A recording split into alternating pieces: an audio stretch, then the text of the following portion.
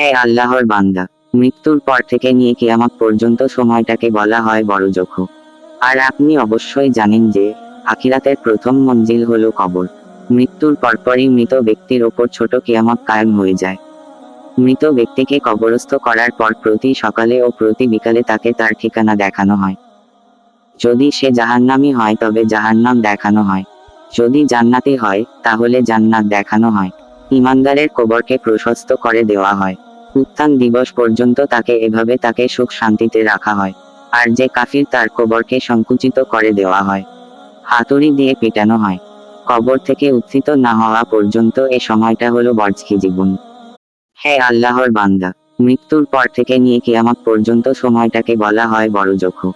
আর আপনি অবশ্যই জানেন যে আখিরাতের প্রথম মঞ্জিল হলো কবর। মৃত্যুর পরপরই মৃত ব্যক্তির ওপর ছোট কিয়ামত কায়েম হয়ে যায়। মৃত ব্যক্তি